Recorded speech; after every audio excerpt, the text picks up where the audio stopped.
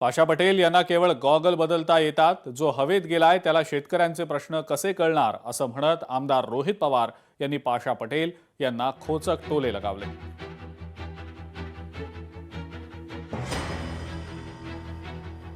पाशा पटेल अशी व्यक्ती आहे, फक्त गॉगल बदलता येतात, रंगीबेरंगी गॉगल घालतात, भाषा खालच्या लेवलला त्या ठिकाणी घेऊन जातात, कपडे तर ते अतरंगी घालतात।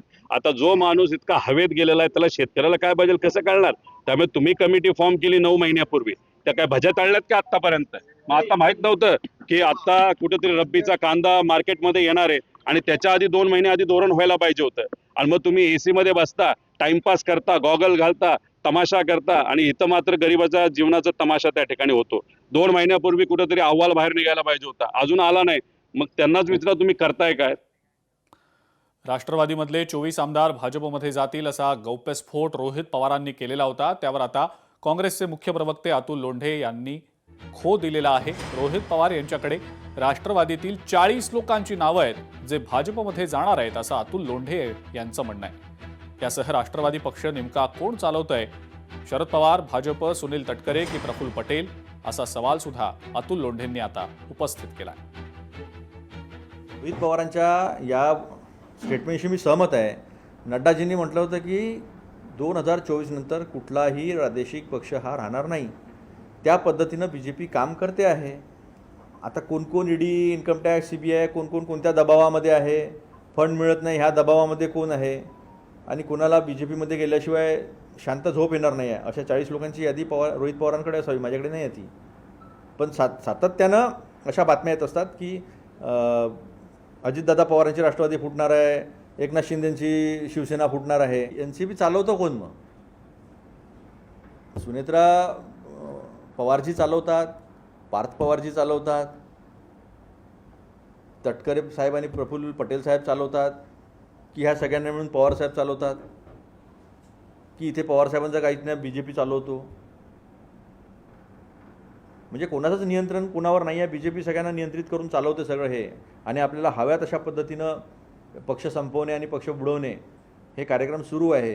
काही बातम्या तर अशा येत आहेत की हा पक्ष फुटतोय, तो पक्ष फुटतोय, हे सगळं आका जब दुसरा होता है तो ऐसी होता है।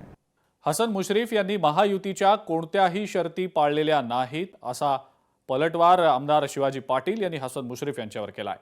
भाजप मुक्त करण्यासाठी हसन मुश्रीफांनी पुढाकार घेतला, भाजप सोडून प्रत्येक ठिकाणी त्यांनी आघाडी केली, भाजप कसं संपेल यासाठी पद्धतशीरपणे त्यांनी काम केलं अशी टीका शिवाजी पाटील यांनी हसन मुश्रीफ यांच्यावर केलेली आहे।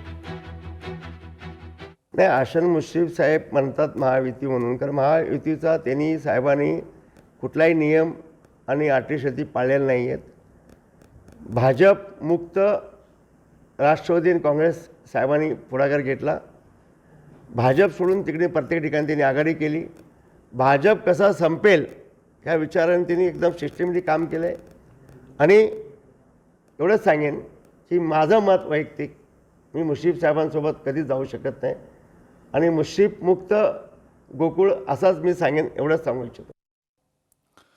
नीट पेपर फुटी प्रकरणामध्ये मोटेगावकर क्लास मधला एक व्हिडिओ व्हायरल झालेला आहे। विद्यार्थ्यांना 100% पास होण्याचं आश्वासन दिल्याचा हा व्हिडिओ आता समोर आलेला आहे।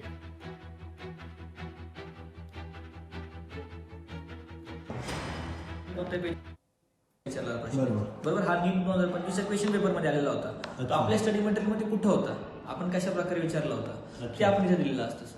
याच्यात आपण असं नाही की आपण 180 ते 180 क्वेश्चन आपल्या पुढे ना पुढे स्टडी मटेरियल मध्ये आलेले असतात। मी रॅन्डमली कोणताही पेज ओपन करून टाकू शकतो। आता हे केमिस्ट्रीचं आहे, हे बायोलॉजीचं आहे, फिजिक्सचं पण म्हणजे आपल्याकडे ॲश्युरन्स आहे की आमच्याकडे अश्युरिटी आहेत, आम्ही क्लासमध्ये शिकवलेलं किंवा आमच्या स्टडी मटेरियल मधलं किंवा आमच्या टेस्ट सिरीज मधलं हे तुम्हाला कुठे ना कुठे नीटच्या परीक्षेला विचारलं जातं। ही आम्ही अश्युरिटी होती।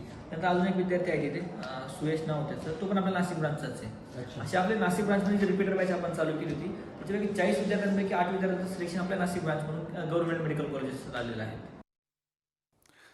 या व्हिडिओची जी सत्यता आहे किंवा त्याची जी पुष्टी आहे ती लोकशाही मराठी करत नाही।